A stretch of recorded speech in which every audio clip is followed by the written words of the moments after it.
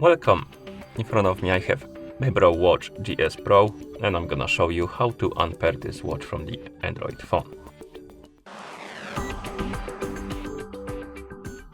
First we need to open the Mibro Fit application on the phone that is paired with our watch.